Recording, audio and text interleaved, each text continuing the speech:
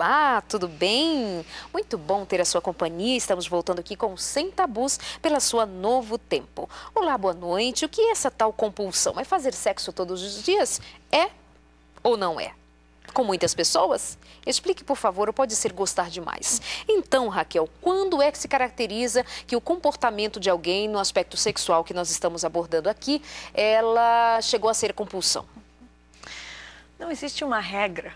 Quantas vezes nós devemos ter sexo? Cada um é diferente, né? Depende do casal, se o parceiro ou a parceira está consentindo, é entre eles. Mas o que é uma compulsão? Não só no sexo, mas em qualquer área da nossa vida. Okay. É quando está fora do normal. Quando, por exemplo, eu não posso nem trabalhar direito, eu só penso naquilo, está tomando conta da minha vida, está afetando a minha vida de uma forma negativa. Então isso passou a ser uma compulsão, que já não é normal. Mas o que pode, por exemplo, para você talvez ter sexo 3 vezes por dia é muito, mas para mim talvez não é, ou para outra pessoa não é. Mas quando passa a controlar a minha vida, a minha mente, que eu já não posso funcionar direito mais nas outras áreas da minha vida, então passou a ser uma compulsão, passou a ser uma adicção. Ok. Por isso o rapaz diz assim, olá, gostaria de saber o que fazer para poder diminuir o desejo anormal pelo sexo. Aí você destaca, o que é esse anormal, né? Pois é. Como... Para ele, então, o que para ele pode ser normal, para mim pode ser normal. Se ele está dizendo para poder diminuir o desejo anormal pelo sexo, digamos que ele esteja já reconhecendo que a forma dele lidar com o sexo está anormal, portanto, ele pensa, sou um compulsivo. O que um compulsivo faz? Você começou a dizer alguma coisa no bloco anterior, a terapia é necessária... É nesse caminho. Esse caminho. Então, muitas vezes as pessoas... Difícil, né, conversar sobre esse assunto com um estranho. Sim. Né? E como você falou no começo do programa, com quem que eu vou falar isso? Com o meu pastor? Ou talvez com a minha esposa? Ela acha que eu sou um tarado? Né? É isso mesmo. Ou o meu esposo acha que essa mulher tá louca. Ela só pensa em sexo. Então, como a gente vai abordar isso? Então... Se você tiver acesso a um terapeuta, isso vai ajudar muito, porque uma pessoa... Os terapeutas psicólogos são treinados em não julgar as pessoas. Ou te ouvir onde você está e te ajudar, segurar na mão e caminhar junto, né? E, semanalmente, às vezes no começo até 2 vezes por semana. Então, às vezes, por uma repressão, foi criado num regime muito rígido que talvez o seu desejo sexual é normal, mas talvez da forma como você foi criada, não é uma coisa errada. O sexo, principalmente na religião, muitas vezes, hoje não é tanto, mas no passado, na época da minha mãe, por exemplo, não, você tinha sexo para ter filhos. Então, a terapia pode ajudar muito nisso. Então, eu recomendo muito a terapia.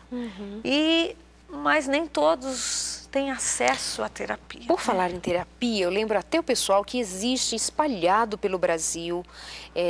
Assim como existem os AAs, que são os grupos que cuidam dos alcoólatras anônimos, existem os neuróticos anônimos, existe também o DASA, que é Dependentes de Amor e Sexo Anônimos. E você pode procurar, pesquisa, entra no site, existe o site oficial do DASA, D-A-S-A, Dependentes de Amor e Sexo Anônimo, e eles têm grupos que são grupos que se reúnem e você é absolutamente protegido pelo sigilo, inclusive eles nem dão entrevista. Eu entrei em contato com eles por e-mail e eles disseram, Darleide, muito obrigada, mas a gente preserva tanto a identidade, porque imagina se vai expor a sexualidade de alguém que a gente não dá entrevistas nem escondidinho. Então, mas pesquisa, vai no site. Tem um rapaz dizendo aqui assim, assistindo e aprendendo bastante com o programa de hoje. Acho que me encaixo nesse tema. Se você tem alguma preocupação, ou você que mandou o e-mail agora para a gente também, contando um pouco de você, visita lá, dasa.com.br. Muito bom para te ajudar. Terapia de grupo, e as pessoas que participam desse grupo se dizem muito satisfeitas com o resultado. Porque falar cura, não é? Ver a problemática do outro cura. É incrível, é incrível. Olha, nessa área dos grupos anônimos, eu já participei em tantos programas, trabalhei em clínicas de adictos e muitas vezes tratamentos caríssimos. E tantos estudos comprovam que os tratamentos que têm sucesso maior são os grupos anônimos. Olha não isso. são pessoas profissionais. Não. São um adicto ajudando o outro, compartilhando a história um do outro, porque ali você se entende, né? Então, um ajudando o outro, e eles usam, a maioria dos grupos anônimos usam os 12 passos. Isso. E os 12 passos são baseados na Bíblia. Exatamente. O poder maior, eu não sei...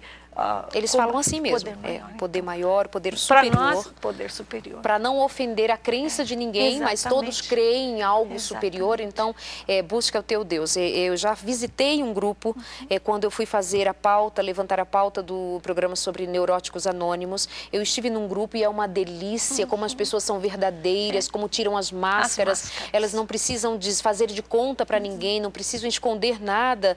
Então eu indico para você, seja qual for sua situação, pesquisa. Se tem um DASA perto da sua casa, na sua cidade, vê se tem um neurótico anônimo, se tem um... Vai lá, é uma ajuda humana, mas é de Deus para você ao mesmo tempo. Né?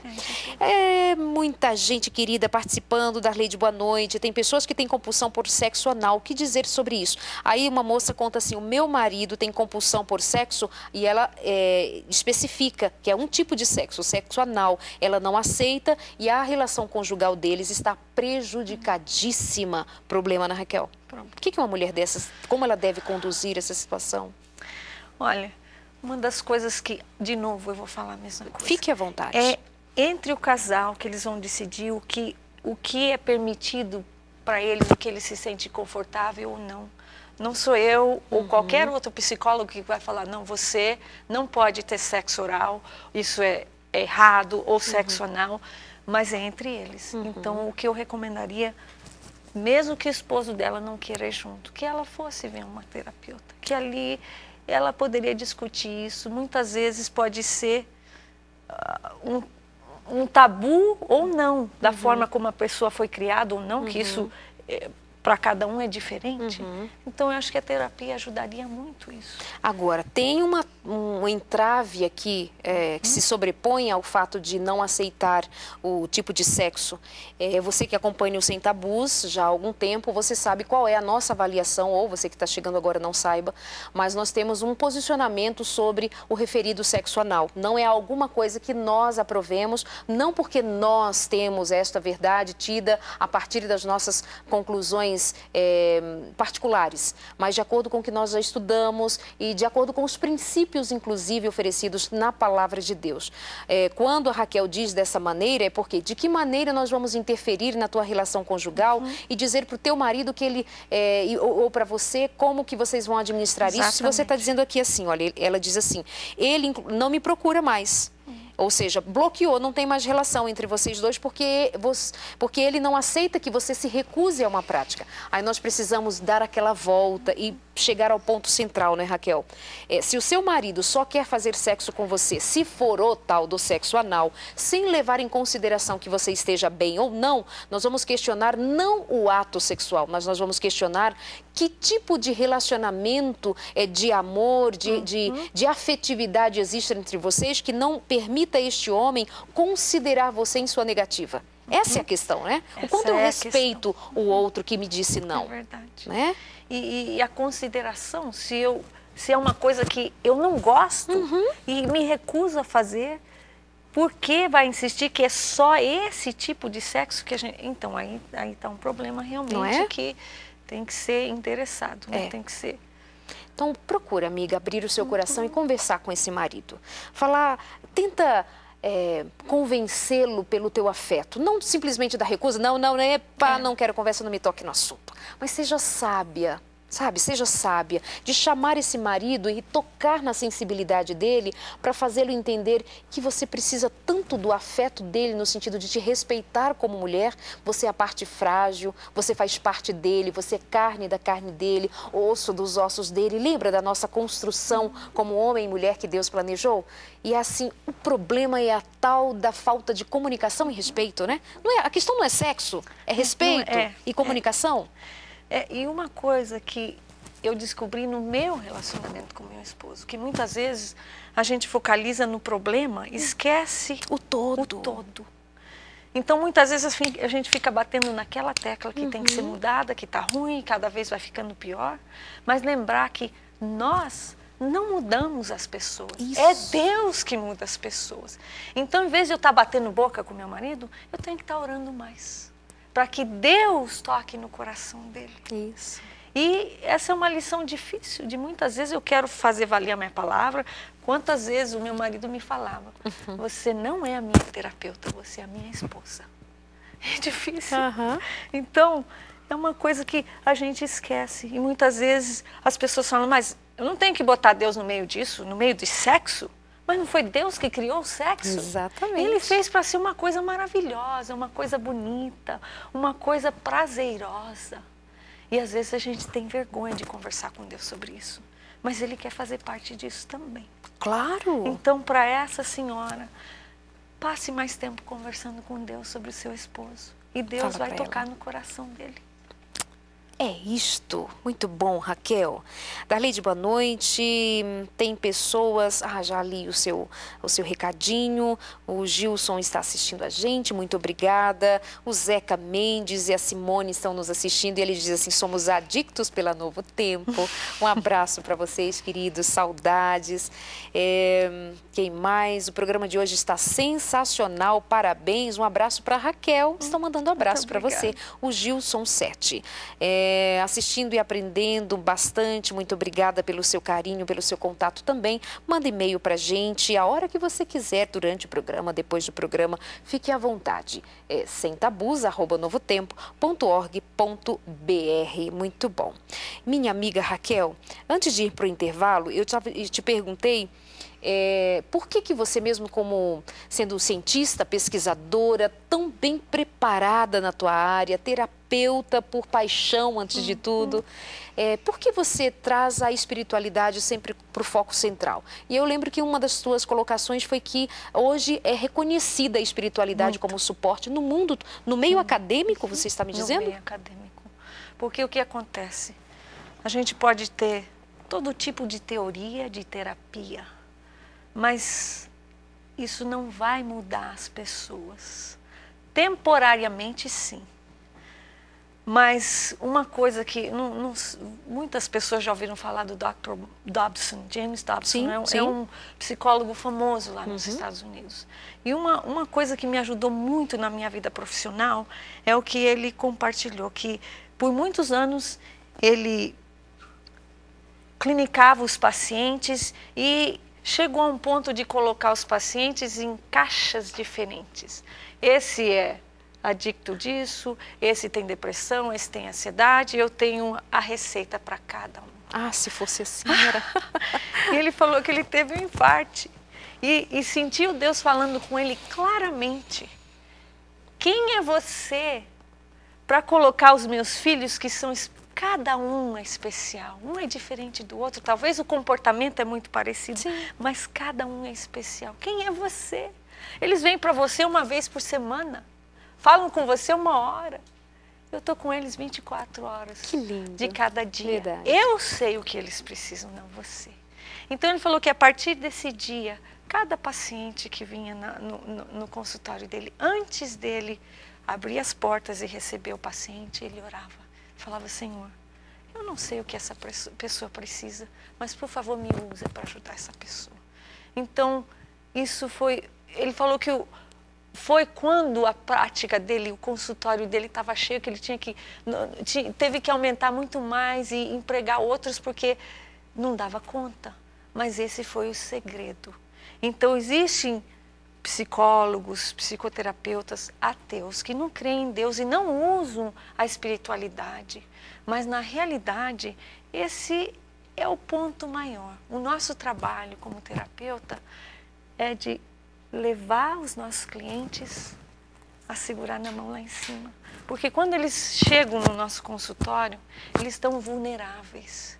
Então, é uma posição privilegiada, delicada e perigosa para nós solteiros, porque ali a pessoa está vulnerável, você pode direcionar a pessoa para esse caminho ou para esse caminho. Quem sou eu para dizer você tem que ir nesse caminho, sem buscar a direção divina? Então, isso é muito importante e como eu te falei antes, no mundo secular já é aceito que os grupos anônimos são os que mais têm sucesso. Por quê? Eles usam o fundamento da Bíblia. A fé. A fé.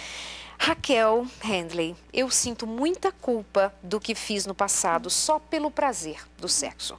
Até hoje fico pensando isso me faz fraco na minha fé com Jesus? Como posso tentar esquecer esse fato? Você falou um pouquinho disso, né? Do passado, que não dá para apagar, mas dá para acreditar num fator chamado perdão e recomeço, não?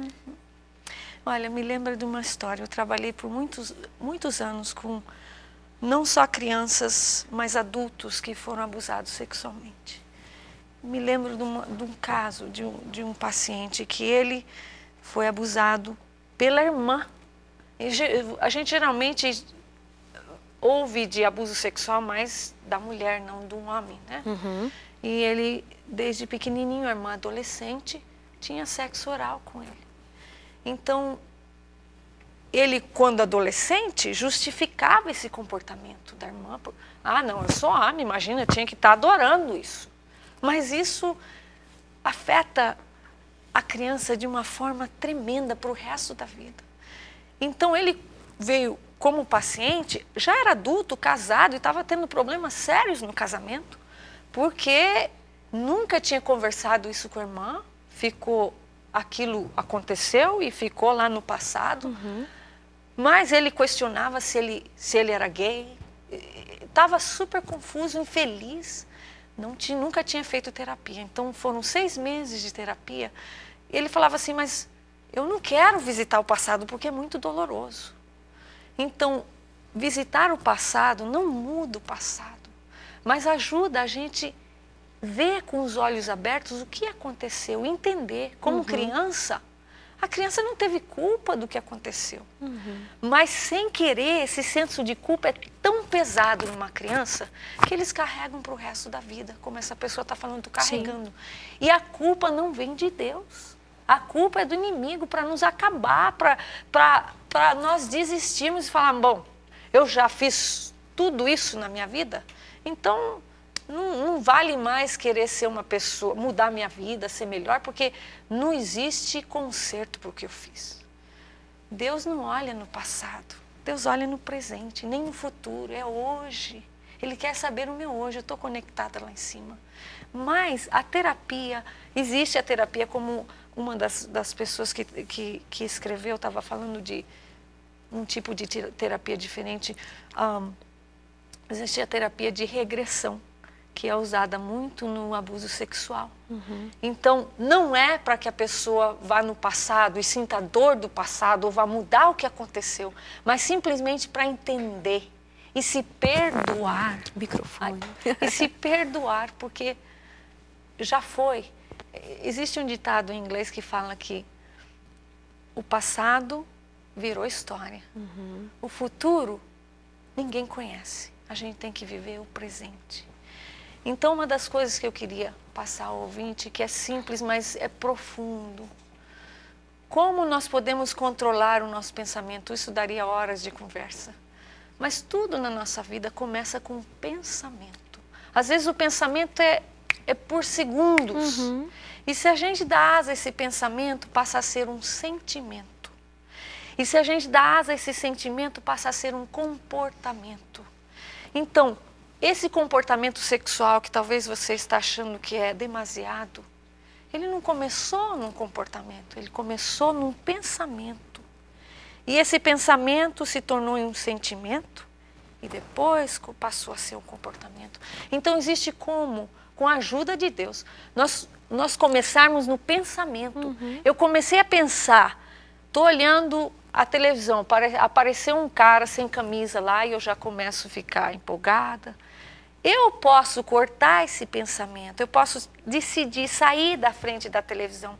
Não quero, porque esse pensamento vai me levar lá naquele lugar que eu já conheço. Então, muitas vezes, o adicto já virou automático esse comportamento. Essa automacidade que precisa ser retomada, né?